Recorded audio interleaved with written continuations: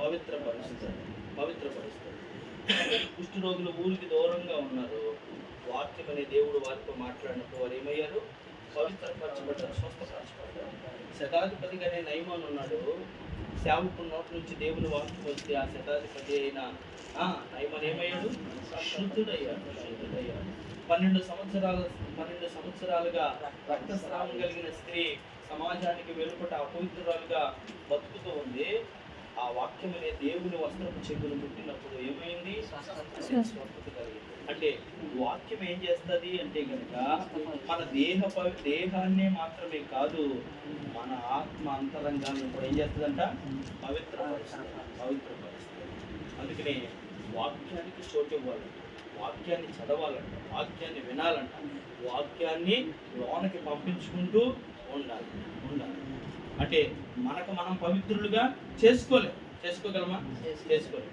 నదులలో మునిగిన, పుణ్యస్నానాలు చేసిన, తీర్థయాత్రలు చేసిన, హోమాలు చేసిన ఏ మనిషి తనకు తాను పవిత్రుడిగా చేసుకోలేడు. అలా చేసుకోలేని కారణాన్ని బట్టి, లేకపోతే మానవుడు పాపము నుండి పవిత్రుడు కాలేడు. ఎడ్లు, కోళ్ళు, మేకలు, గొర్రెలు, పొటేళ్ళు రక్తము మానవుని పాపము నుండి పవిత్రపరచలేదు కనుక పవిత్రుడుగా, నిష్కల్మషిగా, నిర్దోషిగా, జన్మములో పాపము లేనివాడిగా, బ్రతుకులో పాపము లేనివాడిగా ఈ భూమి మీద మానవుడిగా 33.5 సంవత్సరాలు బ్రతికిన ఆ పవిత్రుడైన యేసుక్రీస్తు రక్తము ద్వారానే మానవునికి ఏమైంది? ఇప్పుడు పవిత్రత. ఆ రక్తాన్ని అంగీకరిస్తే ఆ రక్తములో ప్రభు చెప్తారు తెలుసా, నా రక్తములో మీరు ఉతుక్కోండి, మీ పాపములో కడుక్కోండి, అప్పుడు మీరేమవుతారండి? హిమమంత కంటే తెల్లగా అవుతారు, గొర్రె బొచ్చు కంటే తెల్లగా మారుతారు. ఇంకా ఎలా మారుతారంట? తెల్లగా. మాట్లాడట్లేదు. ఎక్కడ షాడ్లో ఉన్నారా ఏంటి? ఏమన్నా అర్థమవుతుందా? నిద్ర వస్తుందా? వాక్యం గురించి మనం మాట్లాడుకుంటున్నాం. వాక్యం చేసే పనుల గురించి మనం ధ్యానం చేస్తున్నాం. ఆ వాక్యం చేసే పనులు ఏమిటంటే, ఆ వాక్యం నీ దగ్గరికి వస్తే కనుక నీ కన్నులు తెరవబడతాయి. ఒకవేళ నువ్వు ఆశపడితేనే నా కన్నులు తెరవ ప్రభా అని గుడ్డోడు ఆశపడినట్లు, ఇదిగో ప్రభా పాప అంధకార పొరలు నాకు తప్పేస్తున్నాయి, లేకపోతే నేను చూసేదంతా మంచి అనుకున్నాను కానీ ఎవరు నమ్మాలో ఎవరు నమ్మకూడదు నాకు అర్థం అవట్లేదు, ఏది మంచో ఏది చెడో నాకు తెలియట్లేదు, ఇదిగో ఈ అంధకార పొరల నుండి నాకు విడుదల కలుగు చేయని వాక్యమైన దేవుణ్ణి వేడుకున్నప్పుడు ఆ వాక్యం నీ దగ్గరకు వచ్చి నీ కన్నులను వెలిగిస్తుంది. అలనాడు సశరీరుడుగా ఉన్నప్పుడు మనుషుల దగ్గరికి వెళ్ళి ఆయన కన్నులు తెరిస్తే, నువ్వు ఈరోజు ఆ వాక్యమైన దేవుడు ఆత్మస్వరూపుగా ఉన్నాడని, నీతో ఉన్నాడు, నీ మధ్యలో నన్ను గ్రహించి ఇదిగో నా కన్నులు తెరవబడాలని నేను ఆశపడుతుంటే కనుక ఆ వాక్యం కన్నులను. రెండవదిగా ఆ వాక్యం నేను ఏం చేస్తుంది అంటే, ఈ పాపములోనే పుట్టిన నేను ఇంతవరకు పాపిగా జీవించి ఆ పాపాన్ని బట్టి వచ్చే జీతమైన నిత్య నరకానికి వెళ్ళిపోకుండా నీ రాజ్యంలో నన్ను చేర్చు ప్రభా, నీ పరలోకం నాకు కావాలి ప్రభా అని అడిగితే కనుక ఆ వాక్యం నేను ఏం చేస్తుందంట? తిరిగి జన్మింపజేస్తుంది. మూడవదిగా ఇదిగో పైకి బాగానే ఉన్నారంట. ప్రభు చెప్తున్నాడు ఆ పరిచయాల గురించి, ఆ సద్దికాయల గురించి, మీరు గిన్నెను వెలుపట శుద్ధి చేస్తున్నారు కానీ లోనది ఎలా ఉందంటే అది దేంద్రత్వముతోను, తోపుతోను, కెంపుతోనూ ఉంది అని. అంటే పైకి బాగానే ఉంటున్నాము కానీ అంతరంగము దేవునికి ఏకమైనదిగా ఉంది. దేవుడికి ఎలా ఉందంట? ఏకమైనదిగా ఉంది. అసలు దేవుడు అంతరంగంలో నివసించాలన్నప్పుడు ఒక స్థలాన్ని మనము, లేకపోతే ఒక ప్రదేశాన్ని లేదా మందిరం ఉంది, అది ప్రార్థన జరిగే స్థలం కనుక ఎలా పడితే అలా ఉంచుతామా?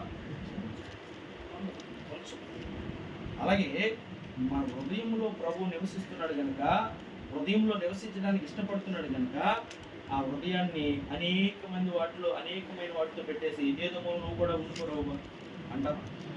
అలా ఉంటాడు ఆయన? ఉండడు. అందుకనే అది శుద్ధీకరింపబడాలి అంటే కనుక, ఆ హృదయంలో ఉన్న వ్యాకులత, చెడుతనం పోవాలంటే కనుక వాక్యం మీ దగ్గరికి, ఆ వాక్యం ఏం చేస్తుంది అని చెప్తున్నాడు. ఏం చేస్తుంది అంటే ఎఫెసీ పత్రికలో చెప్పినట్టు మనం ఏం చేస్తుందంట? పవిత్రపరుస్తుంది. చదువు మరి అమ్మ.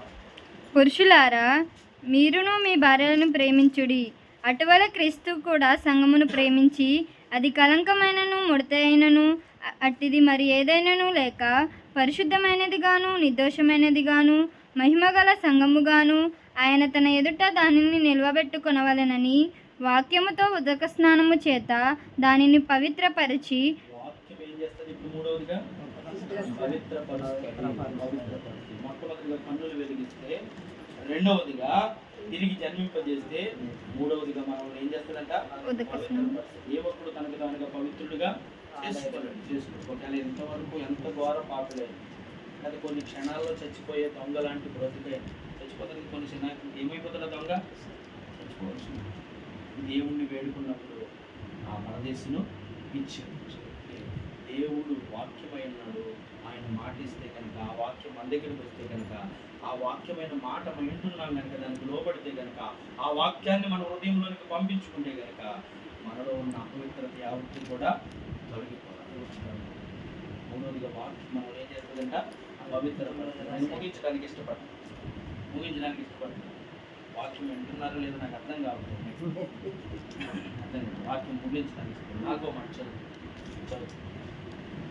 పేతురు రాసిన మొదటి పత్రికలోని 2వ అధ్యాయం 2వ వచనం. సమస్తమైన దుష్టత్వమును, సమస్తమైన కపటమును, వేషధారణను, అసూయను, సమస్త దూషణ మాటలను మాని క్రొత్తగా జన్మించిన శిశువులను పోలిన వారై నిర్మలమైన వాక్యమును పాల వలన రక్షణ విషయంలో ఎదుగు నిమిత్తము ఆ పాలను అపేక్షించుడి. ఈ వాక్యం అనేది ఏం చేస్తుందంటే తెలుసా? నాలుగోది వాక్యం అనేది ఏం చేస్తుందంటే ఎదుగుతూ, అంటే మనం వర్ధిల్లటానికి, ఎదగటానికి కారణం అవుతుంది. అబ్రహాము జీవితంలోనికి వాక్యం వచ్చినప్పుడు వెలుగు కలిగితే ఆ వాక్యము ఆ లోటుగా ఉన్న ఆ నిందను తొలగించడం మాత్రమే కాకుండా ఐశ్వర్యవంతుని చేస్తుంది.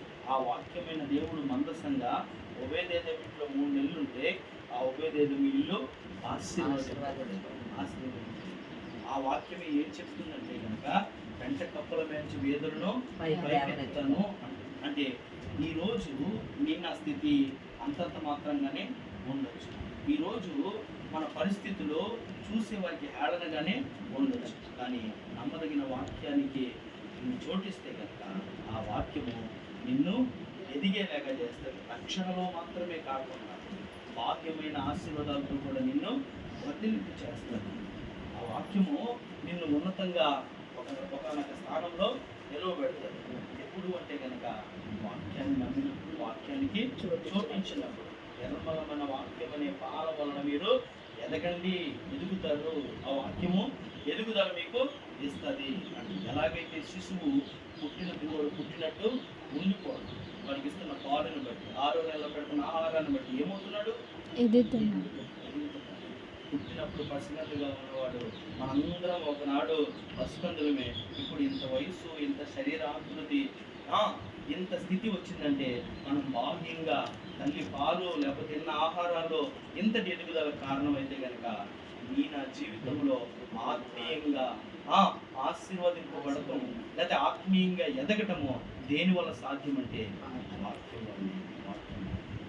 మరి ఇక్కడి నుంచి మనం తింటున్న దాన్ని బట్టి, తాగుతున్న దాన్ని బట్టి ఎంత వయసు, ఎంత వర్ధిల్లింపు, మనకి ఎంత ఆరోగ్యము, ఎంత దేహ దాడుత్యము వచ్చిందని మనం చెప్పుకుంటున్నాం కదా.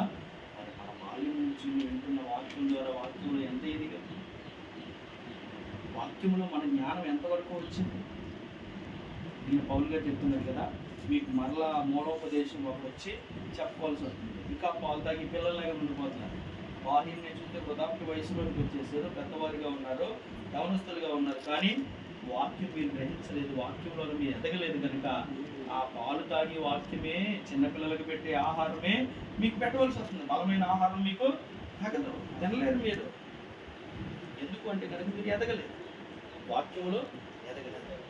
ఈ 4వ మాటగా దేవుని వాక్యం నీ దగ్గరికి వస్తే నేను ఎదిగేలాగా చేస్తాను. జ్ఞానములోను, పవిత్రతలోను, పరిశుద్ధతలోను వాక్యములో నిన్ను ఎదిగేలాగా చేస్తాను. వాక్యం నేను 4వది ఏం చేస్తుందని తెలుసా? 4 విషయాలు చెప్పి నేను ముగిస్తాను.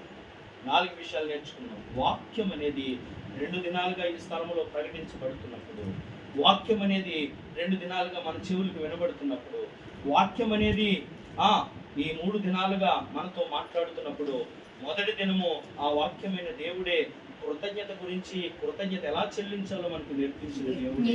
ఆ వాక్యమైన దేవుడే ప్రతి దినము ఆయనతో ఎలా ఉండాలో నేర్పించిన దేవుడే. ఆ వాక్యమైన దేవుడే, ఆ వాక్యమైన దేవుడు చేసే కార్యాలు, ఆ వాక్యం అనేది చేసే కార్యాలు నేటి ఉదయకాల సమయంలో మనకు నేర్పిస్తున్నాడు. ఆ వాక్యం ఏం చేస్తుంది అంటే గనక, ఆ వాక్యం నీ దగ్గరకు వస్తే గనక నీ అందరితో తిమిరం తొలగిపోతుంది, నీ కన్నులు వెలిగింపబడతాయి. రెండవదిగా ఆ వాక్యం ఏం చేస్తుంది అంటే గనక నిన్ను తిరిగి జీవింపజేస్తుంది. ఆ మూడవదిగా ఆ వాక్యం ఏం చేస్తుంది అంటే గనక ఆ వాక్యం నిన్ను పవిత్రపరుస్తుంది. నాలుగవదిగా ఆ వాక్యం ఏం చేస్తుంది అంటే గనక నిన్ను ఆయనలో ఎదిగేలాగా చేస్తుంది. అటువంటి కృప పరిశుద్ధాత్మ దేవుని సహాయ సన్నిధి మనందరికీ అనుగ్రహింపబడిన దేవుడి మాటలు మనందరి వెనుకల్లో దీవించాల్సింది.